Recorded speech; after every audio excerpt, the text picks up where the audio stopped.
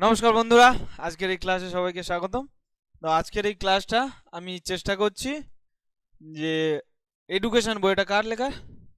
মৌসুমী কার লেখা? এটা এটা মৌসুমীর লেখা নয়, নিমাই চাঁদ ঘোড়াইয়ের লেখা এডুকেশন বই। এখান থেকে মোটামুটি আজকের এই চ্যাপ্টারটা একটু আলোচনা করে দিই। আচ্ছা, লেখাগুলো কি বোঝা যাচ্ছে? আচ্ছা, ছোট ছোট করে রাখি মোটামুটি। আজকে যে চ্যাপ্টারটা করবো সেই চ্যাপ্টারের নাম কি? বৃদ্ধি ও বিকাশ, তাই তো? দেখো, meaning of growth and development, এই কটা জিনিস রয়েছে। গ্রোথ আর ডেভেলপমেন্ট জানতে গেলে এই চ্যাপ্টারের প্রথম যেটা রয়েছে বৃদ্ধি, তারপর যেটা রয়েছে বিকাশ। কালারটা একটু চেঞ্জ করে নিচ্ছে, হ্যাঁ? বৃদ্ধি আর বিকাশ, তাই তো? এবারে বৃদ্ধি জিনিসটা কি, গ্রোথ জিনিসটা কি, আর ডেভেলপমেন্ট জিনিসটা কি? দুটো প্রায় একই রকম জিনিস হলেও একটু একটু পার্থক্য আছে। কিন্তু কি পার্থক্য? বৃদ্ধি মানে দেহের, ঠিক আছে, দৈহিক পরিমাপ, এর আয়তন বৃদ্ধি পাচ্ছে। একটা দেহ যদি বলি আমরা, আমি বড় হয়েছি কি অ্যাকচুয়ালি? ছোট থেকে বড় সেই বলেছিলাম, সেই একই আছি আমরা। সেই ছোটবেলায় আমি ভাবতাম, এখনো আমিই ভাবছি, শুধু দেহটা বড় হয়ে যাচ্ছে, তাই তো? তাহলে দেহের কি কি বাড়ে? উচ্চতা বাড়ে, আয়তন বাড়ে, এই সমস্ত জিনিসগুলো বাড়ে। তো উচ্চতা, আয়তন, দৈর্ঘ্য, প্রস্থ, এটা সেটা এগুলো বেড়ে যাচ্ছে। তাহলে এটা কি হচ্ছে? এটা বৃদ্ধি। আর বিকাশ বলতে কি? বিকাশের মধ্যেও কিন্তু এই দৈহিক বৃদ্ধি এটা কিন্তু পড়ে। বিকাশ বলতে সব দিকের, প্রাক্ষবিক, মানসিক, মোটামুটি এদিক ওদিক যে কদিক আছে মোটামুটি সব রকম ধরে হচ্ছে বিকাশ। যেমন হচ্ছে দেখে নাও, বলেছে পরিবর্তনশীলতা প্রকৃতির একটি বিশেষ ধর্ম। মানে মানুষ হচ্ছে ছোটবেলায় একরকম ছিল, এখন কি সেই একই রকম আছে? মানে যে কোনো মানুষ ছোটবেলায় একরকম, বড় হলে একরকম, কিছু না কিছু পরিবর্তন হবে। সেই মানে যখন হচ্ছে মাতৃগর্ভে ছিল, সেখানে সেই ক্ষুদ্রতম থেকে আস্তে আস্তে বড় হতে হতে মোটামুটি এখন মোটামুটি অনেকটাই বড় হয়ে যাচ্ছে। তাহলে এরকম প্রত্যেকটা ক্ষেত্রে এটা কিন্তু প্রযোজ্য। তাহলে এখানে বলার অর্থ হচ্ছে যে শিশুর জন্মসূত্রে কতগুলি সম্ভাবনা পেয়ে থাকে। শিশুর বয়স বৃদ্ধির সঙ্গে সঙ্গে তার কি কি বৃদ্ধি হয়? তার সাথে সাথে শুধু বয়স বাড়ে না, দৈহিক বৃদ্ধি হয়, মানসিক বৃদ্ধি হয়, প্রাক্ষবিক বৃদ্ধি হয়, সামাজিক বৃদ্ধি হয়। দৈহিক ব্যাপারটা মোটামুটি বুঝতেই পারছো, ছোট থেকে বড়। আর মানসিক বলতে যে মেন্টালিটি, যে আমরা যে চিন্তা ভাবনা করার ক্ষমতা, মানসিক দিক থেকে আমরা কি ভাবছি না ভাবছি, সেগুলো আস্তে আস্তে বিকাশ লাভ করে। বোঝা গেল? কারণ আমরা ছোটবেলায় ভাবতাম কবে আইসক্রিমটা খাবো, কবে আমার দুটো চকলেট হবে, এরকমই। একটু বড় হলো, কবে আমার একটা গার্লফ্রেন্ড হবে, কবে আমার একটা বাইক হবে, কবে আমার একটা, পাল্টে গেল। আবার যখন একটু বড় হয়ে গেল, কবে আমি হচ্ছে খুব ভালো ইনকাম করতে পারবো, কবে সংসারে একটা প্রতিষ্ঠিত হতে পারবো, এরকমই যে জিনিসগুলো থাকে। তো হ্যাঁ না না? তাহলে এই জিনিসগুলো ধীরে ধীরে বিকশিত হতে থাকে। তারপরে একদিন ওই শিশু হয়ে ওঠে প্রাপ্তবয়স্ক, তারপর আস্তে আস্তে বড় হয়ে থাকে। এই পরিবর্তনের মূলে যে প্রক্রিয়াগুলি কাজ করে, এই যে ছোট থেকে একদম হচ্ছে কি বড় এক মুহূর্তে কি হয়ে যায় যে কেউ? হয় না। আস্তে আস্তে ছোট থেকে আস্তে আস্তে বড় হয়, এই তো ব্যাপার। তাহলে এই যে প্রক্রিয়াটা যে হচ্ছে, কি কি মাধ্যমে হয়? তিনটে মাধ্যমে। এক হচ্ছে কি বৃদ্ধি, বিকাশ, আর এটা হচ্ছে পরিণমন। তাহলে তিনটে জিনিস কি কি বললাম? যে মানুষের যে পরিবর্তনের মূলে তিনটে প্রক্রিয়া কাজ করে। এক কি বললাম? বৃদ্ধি, বিকাশ, আমাদের টিউশনের বিকাশ নয় কিন্তু, আর হচ্ছে পরিণমন। এই তিনটে জিনিস কিন্তু একটু একটু করে ডিপেন্ড করে। তাহলে কি কি বললাম? বৃদ্ধি, বিকাশ আর পরিণমন। বৃদ্ধি বলতে কি বলছি? শারীরিক বৃদ্ধি। শরীরটা হচ্ছে ছোট থেকে বড় হচ্ছে, দৈর্ঘ্য, প্রস্থ, আয়তন, উচ্চতা এই সমস্ত বেড়ে যাচ্ছে, এটা হচ্ছে বৃদ্ধি। আর বিকাশ বলতে কি বললাম? বিকাশ বলতে এই যে প্রাক্ষবিক, মানসিক, এই সমস্ত সব দিকে, দৈহিক, সবগুলোর কে একত্রে বলা হয় বিকাশ। মানে সবগুলোর যখন বিকাশ হয়। বোঝা গেল? মানে যে কোনো দিক থেকে, যে মানসিক দিক থেকে একরকম চিন্তা থেকে আস্তে আস্তে উন্নতি হচ্ছে, এটা হলো মানসিক বিকাশ। এবার হচ্ছে ধরুন আর দেহটা খুব ছোট থেকে আস্তে আস্তে আস্তে আস্তে অনেক বড় ছেলে হয়ে যাচ্ছে, তাহলে সেটা একটা দৈহিক বিকাশ। তার যে রাগটা নিয়ন্ত্রণ করার যে একটা ব্যাপার, ছোটবেলায় হ্যাঁ কাউকে বলে এই কেলে বাঁচু, তুই আমার এই বললি, তোর মেরে একদম এরকম একটা ব্যাপার যে থাকে। কিন্তু যখন একটু বড় হয়ে গেল, তখন এই কেলে বাঁচু, তখন হয়তো তার ভালো নাম ধরে ডাকছে, আয় অনির্বাণ। আর ওইসব বলিস না, সেই ছোটবেলার কেলে বাঁচু আর কেউ বলে না রে। মানে একটা দুঃখ, তার কারণ কি? সে তার প্রক্ষোভটা নিয়ন্ত্রণ করতে শিখে গেছে, এই তো ব্যাপার। প্রক্ষোভ মানে তার যে মানসিক, তার যে হাসি কান্না, কখন কোনটা করা উচিত, কোনটা করা উচিত নয়, সেটা যখন তার কন্ট্রোলে চলে আসবে, সেটা তখন হচ্ছে প্রাক্ষবিক বিকাশ। তাহলে এই সমস্ত ধরনের বিকাশকে একসাথে কি বলছি আমরা? বিকাশ। ঠিক আছে? সব ধরনের বিকাশকে আমরা বলি বিকাশ, কারণ প্রাক্ষবিক বিকাশের শেষেও সেই বিকাশ বলছি, দৈহিক বিকাশের শেষেও সেই বিকাশ বলছি, মানসিক বিকাশের শেষেও সেই বিকাশ বলছি। তাহলে সবগুলোতে কি আছে? বিকাশ আছে। ঠিক আছে, এই বিকাশ এমন একজন শুধু এখানে আসে না, সব জায়গায় থাকে। আচ্ছা, বৃদ্ধি, বৃদ্ধিটা কি বললাম? এটা দেহের ক্ষেত্রে বোঝায়, দেহের জাস্ট পরিমাণগত। হ্যাঁ, এবার একটা জিনিস বল, এই বৃদ্ধিটা সবসময় কি হয়? সারা জীবন কি হবে? হ্যাঁ, তাহলে এই বৃদ্ধিটা আমরা বলতে পারি তো এখান থেকে এটা সার্টেন একটা টাইম পর এটা থেমে যাবে। ঠিক আছে, যখন আমি চাইছি এখন আমার বৃদ্ধি করাতে, আর বাড়ছি না, এই পর্যন্ত থেমে গেছি। আর ঠিক আছে, যদি কেউ পারো একটু টেনে হিঁচড়ে একটু লম্বা করে দিও আমার। তো যাই হোক, এই বৃদ্ধি হলো। আর বিকাশটা, বিকাশের কোনো কিন্তু লিমিট নেই, জন্মের পর থেকে সারাক্ষণ শিখতে পারি। অনেকে বলে না, এই 90 বছর বয়স এই ব্যক্তি, ইনি এখনো ডেলি লাইব্রেরিতে যান, অনেক পড়াশুনো করেন, তাই শিখছে। তাহলে শেখার যে শিখছে মানে তার মানসিক বিকাশ, দৈহিক বিকাশ, মানে দৈহিক বিকাশটা না থেমে গেল, কিন্তু অন্যান্য কিছু কিছু যে বিকাশগুলো রয়েছে সেগুলো তো কন্টিনিউ চলছে। এই তো ব্যাপার। তাহলে বিকাশ কিন্তু সারা জীবনব্যাপী, যেদিন থেকে জন্মেছে তারপরে যেদিন মরবে, যে মরার আগেও পর্যন্ত একটা জিনিস শিখে গেল। কি শিখে গেল? হয়তো খুব জানতো যে আমার ছেলে পুলে ভাই বোন সবাই খুব ভালোবাসে, হ্যাঁ, এই জীবনে আমার যে সার্থক, সবাই ভালোবাসে। কিন্তু দেখা যাচ্ছে একটুখানি খুব অসুস্থ হয়ে পড়েছে, কথা বলতে পারছে না, সবাই ভাবলো যে মারা গেছে, সঙ্গে সঙ্গে চাবি খুঁজছে, কোথায় টাকা খুঁজছে। হ্যাঁ, তখন কি শিখে গেল? যে না, এ কেউ আমার আপন নয়। বোঝা গেল? তাহলে এইরকম যে জিনিসগুলো সব সময় শেখে। আর পরিণমন জিনিসটা কি? পরিণমন হচ্ছে আমার আগের কোনো অভিজ্ঞতা ছাড়াই আমি যেগুলো করতে পারি, মানে আগের কোনো কাজের অভিজ্ঞতা লাগে না। হ্যাঁ, যেমন ধরো না, মৌসুমি ছোট থেকে বড় হয়েছে, ঠিক আছে, এবার ও যখন ছোট ছিল KG 1-এ, ওর হাইট ছিল হয়তো 2.5 ফুট কি 3 ফুট। হ্যাঁ, ও এবার বলছে, দাদা আমি তো জানি না কি করে বাড়ে, কি করে লম্বা হয়। হ্যাঁ, এটা তো আমার শেখা নেই, তাই বলে কি লম্বা হবে না ও? এটা কি পূর্ব অভিজ্ঞতার কোনো প্রয়োজন আছে না নেই? নেই তো। তাহলে এইটা হচ্ছে পরিণমন। এগুলো যখন আস্তে আস্তে করে আরেকটু এতে যাবো দেখবি সব বুঝতে পারবি। আর যাদের এই নিমাই চাঁদ ঘোড়াই এর বই আছে তারা দাগ দিয়ে দিয়ে যাবি কোনগুলো এ করতে চলেছি। বোঝা গেল কি না? আচ্ছা, তাহলে একটা জিনিস কি দেখলাম, বৃদ্ধি, বৃদ্ধি মানে দেহের বৃদ্ধি। বৃদ্ধি আর বিকাশটা কিন্তু পরস্পর সম্পর্কযুক্ত। কেন সম্পর্কযুক্ত?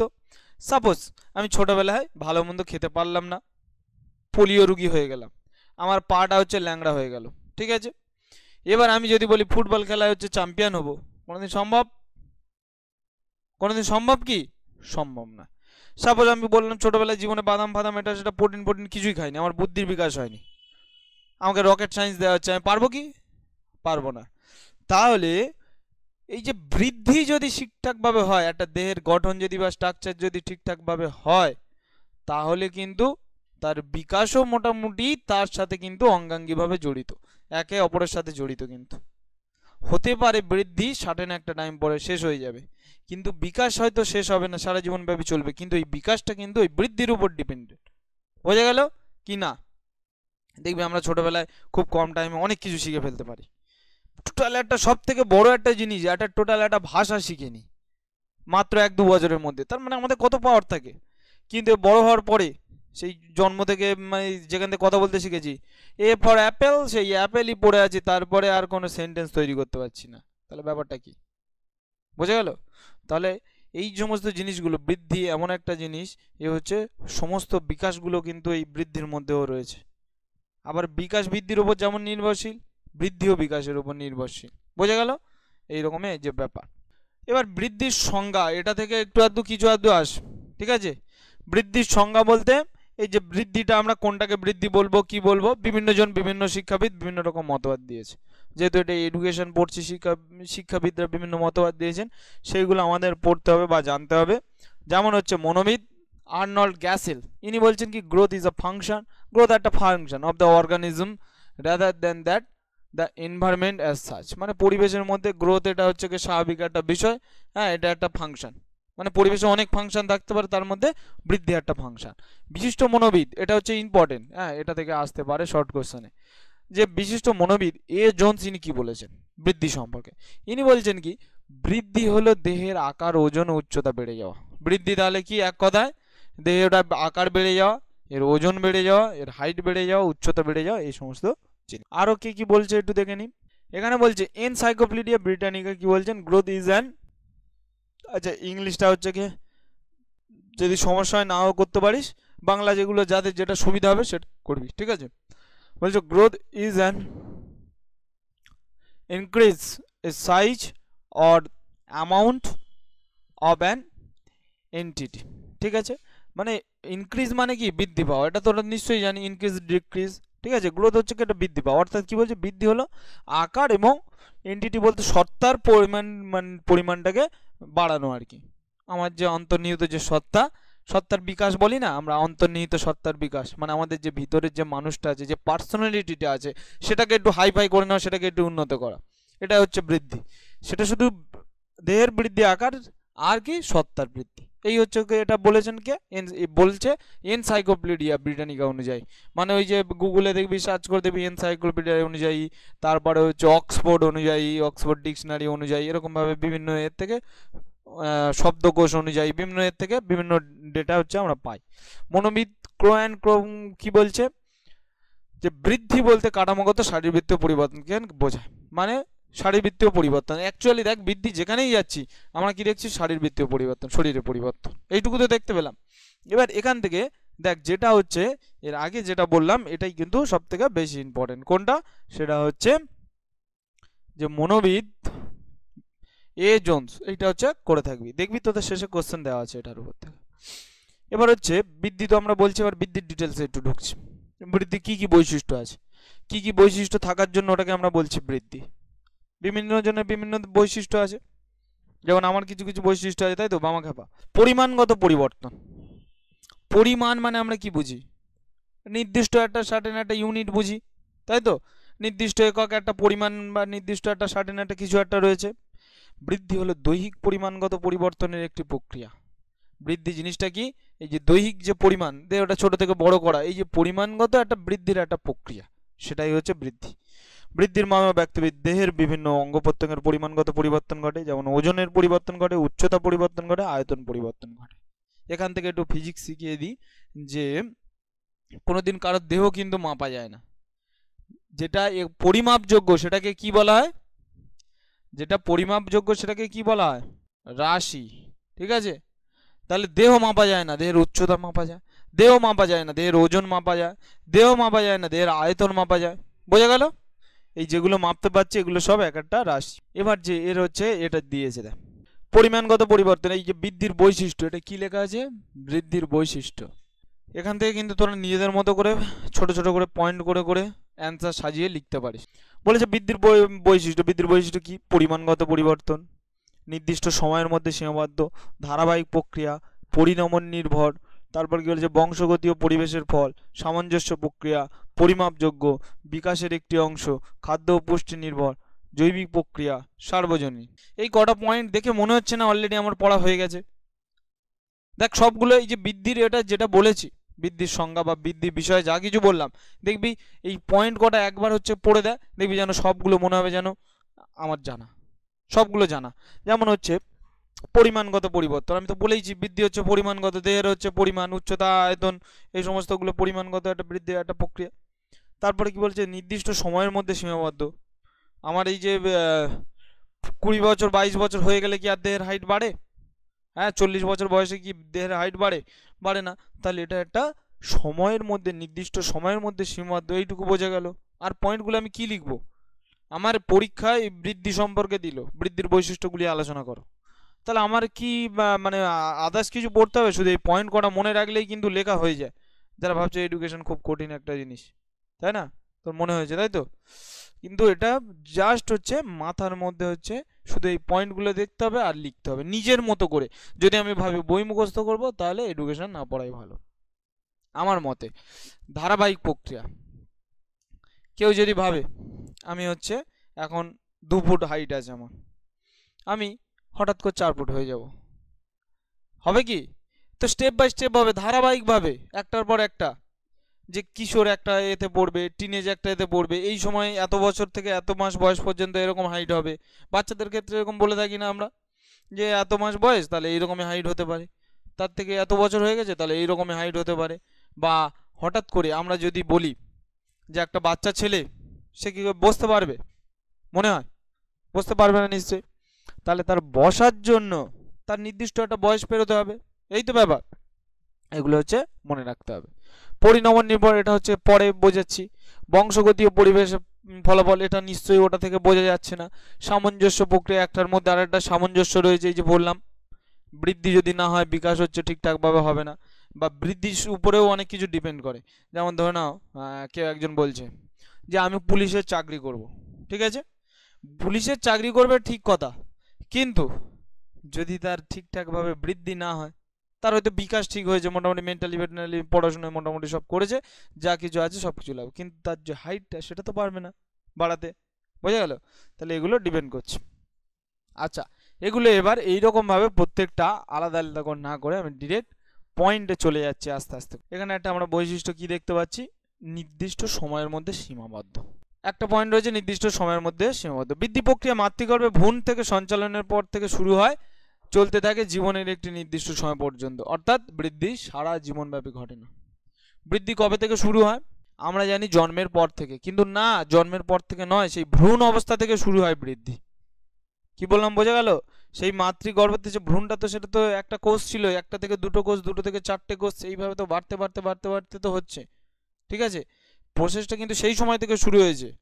হ্যাঁ, আমাদের একটা কনসেপ্ট কাজ করে যে না আমরা জন্মের পর থেকে বাড়ছি, তা নয়, কিন্তু আগে থেকে বাড়ছি, নাহলে আমরা একটা কোষ হয়ে জন্ম নিতাম। ধারাবাহিক প্রক্রিয়া, বৃদ্ধি হলো একটি ধারাবাহিক প্রক্রিয়া। এই প্রক্রিয়া নির্দিষ্ট কতগুলি পর্যায়ক্রমে ঘটে থাকে, যেমন দেহের ওজন বৃদ্ধির সাথে সাথে, বয়স বৃদ্ধির সাথে সাথে ওজন বৃদ্ধি পায়। একটা আমরা 2 মাসের বাচ্চার নিশ্চয়ই দেখবো না হচ্ছে 65 কিলো ওয়েট, দেখবো কি? তাহলে এটা ধারাবাহিকভাবে, এর একটা নির্দিষ্ট ধারা আছে, স্টেপ বাই স্টেপ হচ্ছে এটা যায়। আর কি? পরিণমন নির্ভর। পরিণমনটা কি? বৃদ্ধি হলো একটি স্বতঃস্ফূর্ত প্রক্রিয়া, বৃদ্ধি জন্য কোনো প্রশিক্ষণের প্রয়োজন হয় না, তাই এটি পরিণমন নির্ভর। আচ্ছা, পরিণমনটা কি একটু আগে বললাম, পরিণমন যেটার জন্য পূর্ব অভিজ্ঞতার কোনো প্রয়োজন হয় না। হ্যাঁ, তাহলে এটা কি পরিণমন নির্ভর বলতে পারি আমরা? বৃদ্ধিটা বাড়তে গেলে কি তার পূর্ব অভিজ্ঞতার প্রয়োজন আছে, যে আগে আমার এই সমস্ত থিওরি জানতে হবে, তারপর আমার হাইট বাড়বে, না হলে বাড়বে না? হ্যাঁ, তাহলে এটা তো আমরা বলতে পারি পরিণমন নির্ভর নয়, নাকি পরিণমন নির্ভর, কোনটা বলবো? তাহলে এটা পরিণমন নির্ভর। কেন পরিণমন নির্ভর? কারণ পরিণামে তো পূর্ব অভিজ্ঞতার প্রয়োজন হয় না, আর বৃদ্ধিতেও পূর্ব অভিজ্ঞতার প্রয়োজন হয় না, তাহলে পরিণমন নির্ভর হলো, পরিণমন নির্ভর নয়। বোঝা গেল তো? এবার এইখানে রয়েছে দেখ, পরিণমন বলতে, পরিণমনের এটা দেওয়া হয়েছে ডিটেলস। এইখানে দেখ, পরিণমন বলতে সেই আচরণ বা পরিবর্তন প্রক্রিয়াকে বোঝায় যা পূর্ব অভিজ্ঞতা ভিত্তিক নয়, সেই সকল আচরণ সম্বন্ধের জন্য প্রশিক্ষণের প্রয়োজন হয় না, তাহলে এটার জন্য আমাকে কোনো ট্রেনিং নিতে হয় না। তাহলে পরিণমন আর শিখন জিনিসটা আলাদা। এখানে আরেকটা জিনিস হচ্ছে জেনে রাখা ভালো, শিখন। শিখন বলতে যেটা শিখতে হচ্ছে আমাকে, সাইকেল চালানো শিখছি, বোঝা গেল? তাহলে এটা হচ্ছে সাইকেল চালানোটা, এটা কি হবে? শিখন হবে। এটা কিন্তু জন্মের পরে আমি বারবার প্র্যাকটিস করে করে পড়ে কেটে শিখলাম। আর যদি বলি সাঁতার কাটা, ওটাও কিন্তু শিখন। কিন্তু যদি বলি কুকুরের সাঁতার কাটা, ও কি শেখে? একটা বাচ্চা জলে ফেলে দিলাম, কাউ কাউ করতে করতে ফের উঠে এলো। হ্যাঁ, তাহলে ওটা কি হয়ে গেল? ওটা পরিণমন।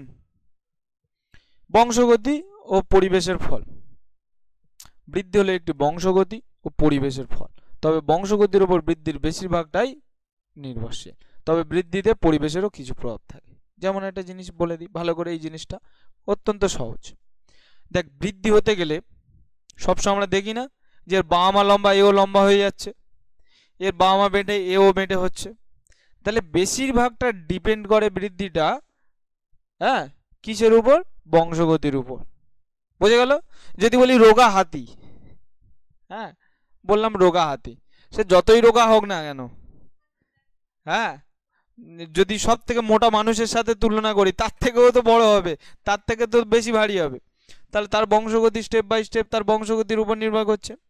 এবার ব্যাপারটা হচ্ছে কিছুটা পরিবেশের উপর নির্ভর করে, যেমন সে হয়তো আশেপাশের পরিবেশে, মানে তার বাড়ার জন্য নির্দিষ্ট পরিবেশ পেল না, তার বংশগতিতে সে হচ্ছে কি তার বাবা মার হাইট বেশি, কিন্তু তবুও সে বাড়তে পারলো না। কেন বাড়তে পারলো না? তার পরিবেশ ঠিক মতো খেতে পায়নি, ঠিক মতো এক্সারসাইজ করার টাইম পায়নি।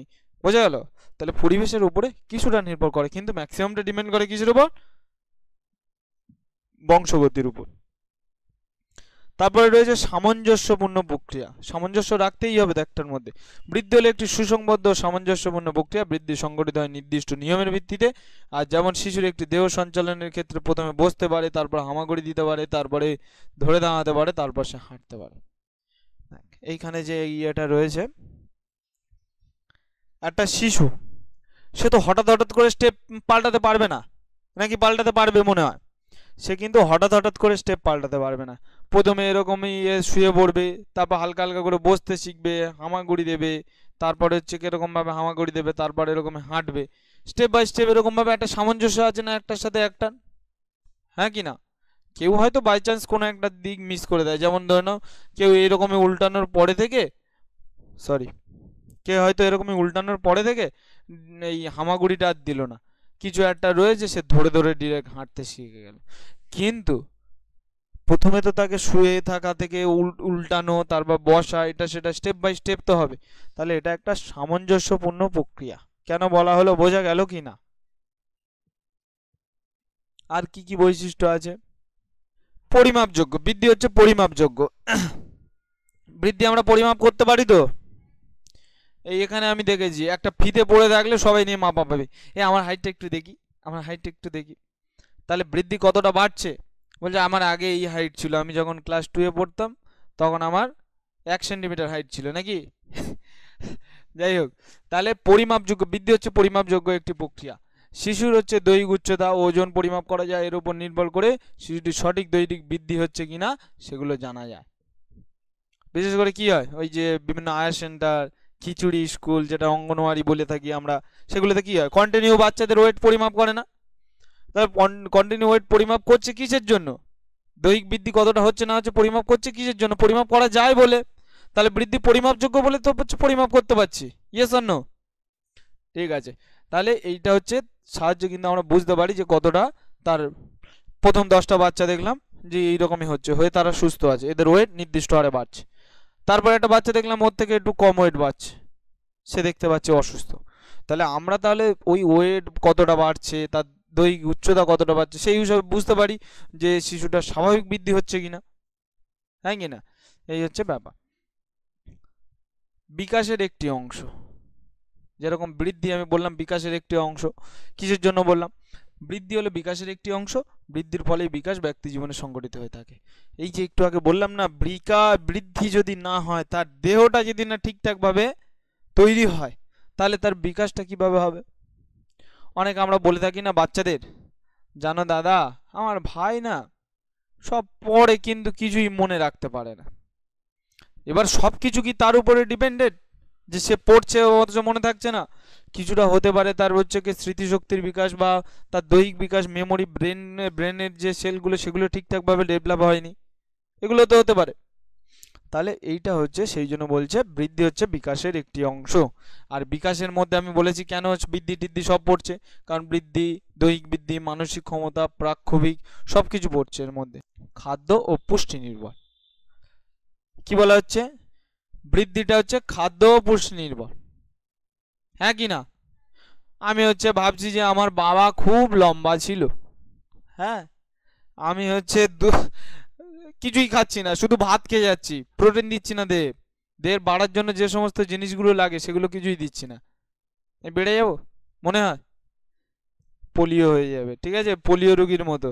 ওই বিরিয়ানি খাওয়ার মতো, ওই বলবে লেগ পিস এরম কমজোর কেন, কাউয়া বিরিয়ানি। তাহলে খাদ্য ও পুষ্টি নির্ভর। বৃদ্ধি খাদ্য পুষ্টির উপর নির্ভরশীল। বংশগত গুণাবলীর প্রভাব বিকাশের উপর থাকলেও উপযুক্ত খাদ্য এবং পুষ্টি সঠিক বৃদ্ধির জন্য প্রয়োজন, যার জন্য হচ্ছে সব জায়গায় অ্যাড দেওয়া হচ্ছে।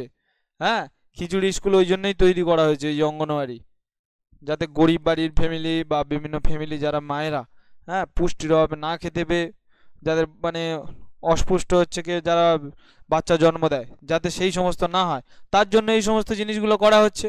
কিন্তু এখন হচ্ছে তাও কিন্তু সেই সমস্যার সমাধান হচ্ছে না। অনেক জায়গায় এখন দেখা যাচ্ছে কি, যারা খিচুড়ি স্কুল চালাচ্ছে তাদের বাচ্চা কাচ্চা হিষ্টপুষ্ট হচ্ছে, কারণ ডাল চাল সব মেনে নিচ্ছে। বুঝা গেল তো? আচ্ছা, জৈবিক প্রক্রিয়া।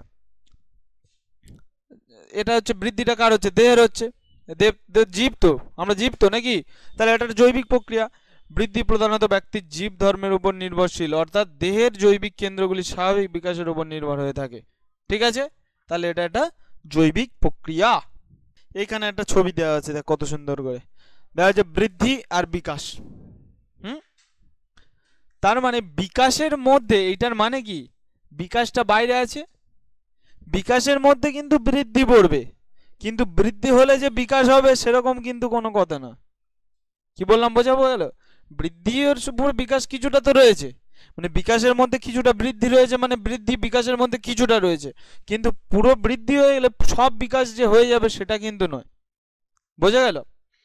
কিন্তু সমস্ত কিছুর বিকাশ হলে বৃদ্ধি তো অবশ্যই হবে। সমস্ত কিছুর বিকাশের মধ্যে দৈহিক বিকাশও তো হচ্ছে নাকি?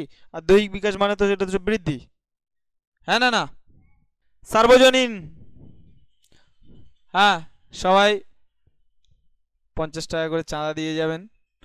শ্রী শ্রী সার্বজনীন জ্ঞানদীপ পূজা হবে। যাই হোক, আমাদের অফলাইন ব্যাচের পুজোর জন্য সবাই 50 টাকা করে চাঁদা দিয়ে যাবেন। সার্বজনীন, সার্বজনীন মানে কি, যেটা সকলের জন্য সমান, তাই তো?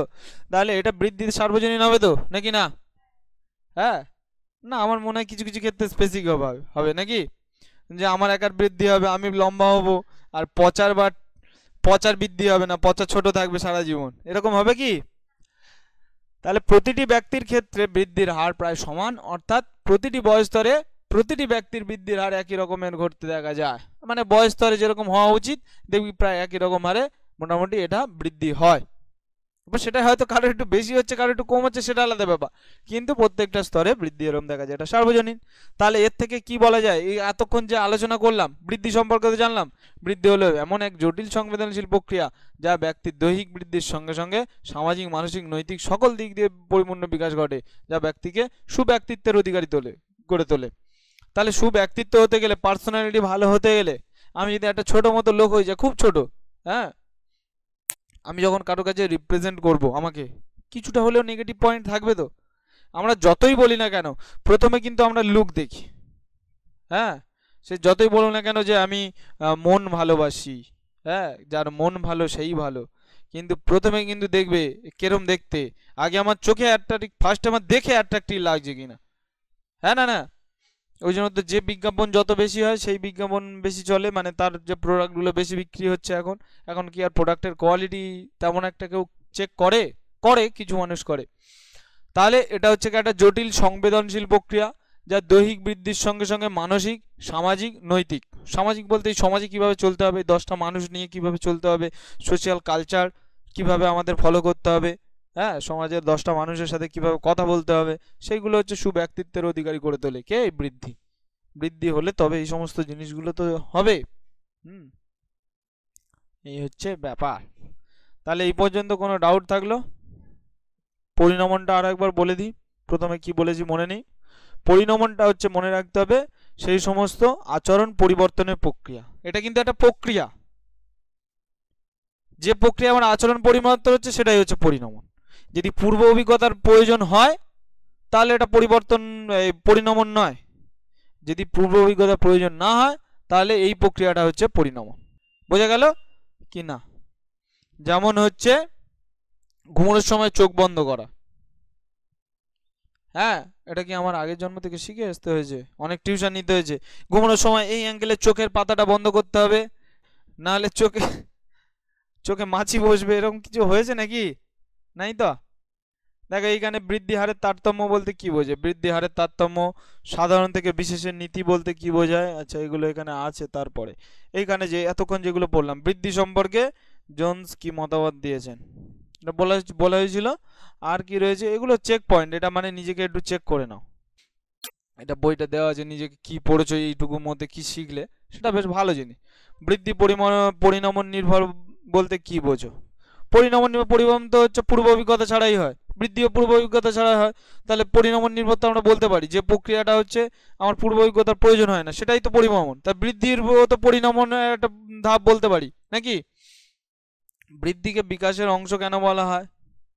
বিকাশ মানে তো সব রকম জিনিস রয়েছে, তার মধ্যে একটা জিনিস হচ্ছে দৈহিক বিকাশ, আর যেটাকে আমরা বৃদ্ধি বলি, হ্যাঁ না? ক্লিয়ার হলো পুরো কনসেপ্ট? বৃদ্ধিকে সামঞ্জস্যপূর্ণ প্রক্রিয়া বলা হয়। সামঞ্জস্য কেন? একটার সাথে আরেকটা সামঞ্জস্য রয়েছে, হ্যাঁ, সমতা বিধান করে চলে, একটা ব্যালেন্স করে চলে, এই তো ব্যাপার।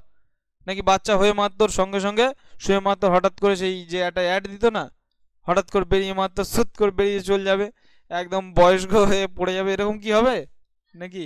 আবার একজন সেই হাতটা বের করে সেই ল্যাপটপ ঘাঁটে, ওটাই তো। আচ্ছা যাই হোক, হ্যাঁ ওগুলো শুধু ওই অ্যাডেই সম্ভব। ক্লিয়ার হলো এই পর্যন্ত? এবার হচ্ছে বৃদ্ধির নীতিসমূহ। বৃদ্ধি কোন কোন নীতি ফলো করে, এই হচ্ছে ব্যাপার, এইটা এখানে রয়েছে। বৃদ্ধির নীতির মধ্যে দেখো, এই গোল ছবিটা দেখলে আমরা কি কি দেখতে পাচ্ছি বৃদ্ধির নীতি। এক হচ্ছে শারীরিক ক্ষেত্রে সীমাবদ্ধতার নীতি, নিরবিচ্ছিন্ন ধারাবাহিকতার নীতি, অনুশীলনের নীতি, ঐক্যের নীতি, সামঞ্জস্যপূর্ণতার নীতি, সাধারণ থেকে বিশেষের নীতি, বৃদ্ধির হারের তারতম্যের নীতি।